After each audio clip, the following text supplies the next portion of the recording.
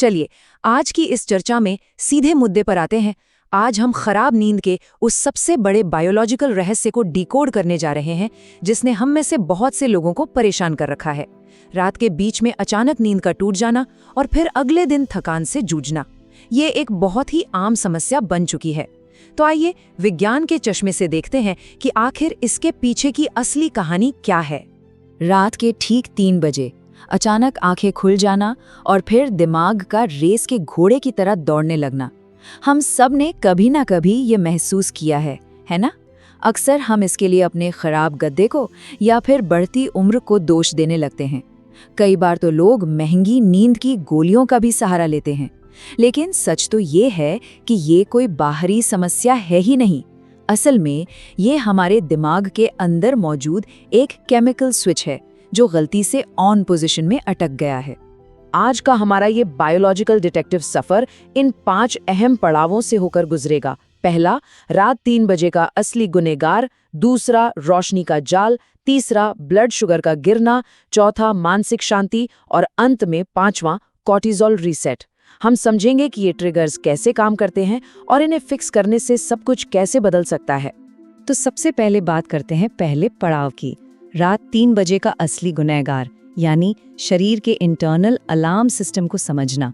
इसे किसी रैंडम परेशानी की तरह नहीं, बल्कि एक ऐसे मैकेनिज्म की तरह देखना है जो बस आउट ऑफ कंट्रोल हो गया है। कॉर्टिसोल, इस हार्मोन को अक्सर बहुत बुरा मान लिया जाता है, लेकिन असल में ये कोई विलन नहीं है। ये तो हमारे शरीर का अपना इनबिल्ट फायर अलार्म है।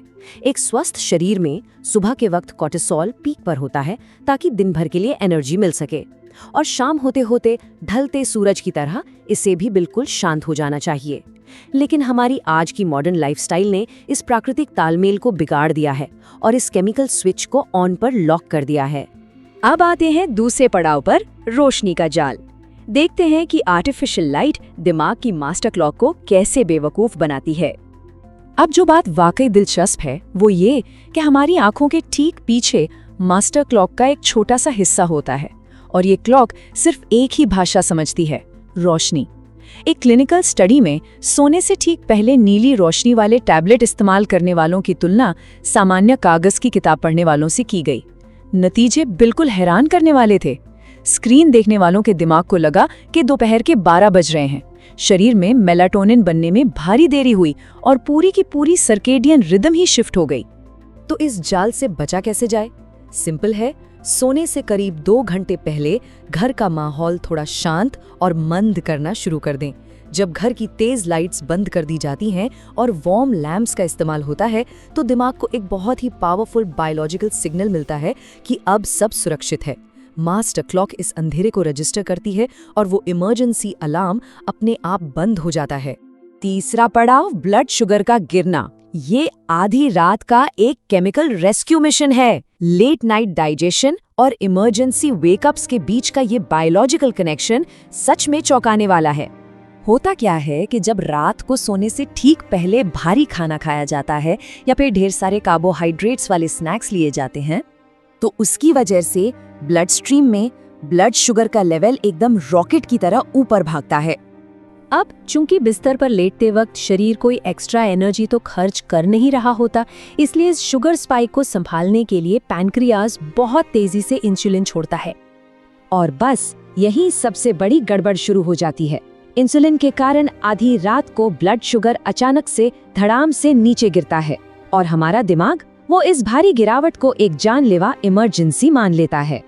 जान बचाने की इसी पैनिक में एड्रिनल ग्रंथियां खून में एड्रेनलिन और कॉर्टिसोल का एक विशाल सैलाब छोड़ देती हैं ताकि लिवर अपना जमा हुआ ग्लूकोज रिलीज करें। और ठीक इसी पल, रात के 3 बजे, दिल की तेज धड़कन और एकदम वाइड वेक वाली बेचैनी के साथ नींद पूरी तरह टूट जाती है।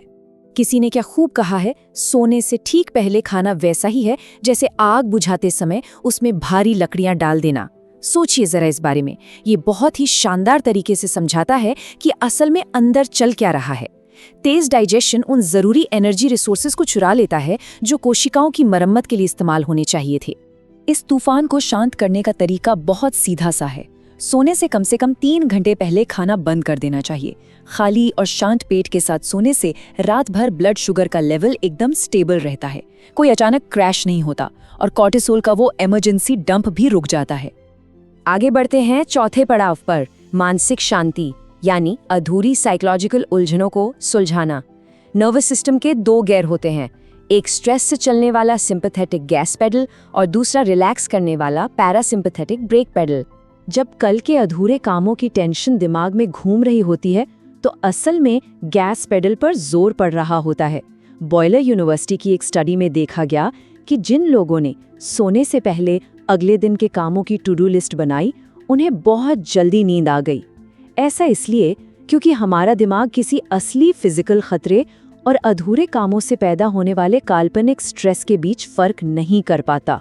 इसलिए करना बस इतना है कि एक असली पेन और कागज लीजिए और कल के सारे कामों को उस पर लिख डालिए। इसे ब्रेन डंप कहते हैं। फोन पर टाइप बिल्कुल नहीं करना है, वरना फिर से रोशनी वाले जाल में फंस जाएंगे। जब विचार कागज पर आ जाते हैं तो दिमाग को बायोलॉजिकल सिग्नल मिलता है कि जानकारी सुरक्षित है और फिर वो गैस पेडल से पैर हटा लेता है। और अब आते हैं हमारे आखिरी पड़ाव पर, द कॉर्टिसोल रीसेट।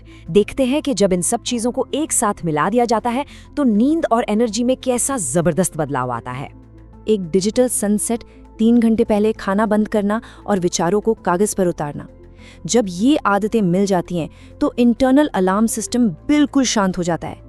रात भर बिना टूटे गहरी नींद आती है। शरीर आराम करते हुए एनर्जी के लिए फैट का इस्तेमाल कर पाता है। और सबसे बड़ी बात, सुबह उठने पर भारी भरकम कॉफी की जरूरत नहीं पड़ती, बल्कि एक नेचुरल ताजगी और फोकस महसूस होता है। तो जाते जाते इस सवाल पर जरूर विचार कीजिएगा, कहीं ऐसा तो नहीं कि हमारी मॉडर्न लाइफस्टाइल की ये छोटी छोटी सुविधाएं ही हमारे शरीर के फायर अलार्म को लगातार चालू रख रही हैं। आज की इस चर्चा में जुड़ने के लिए बहुत बहुत शुक्रिया। क्या हम अपनी बायोलॉजी को समझकर उस पर वापस कंट्रोल पा सकेंगे? सोचने वाली बात है।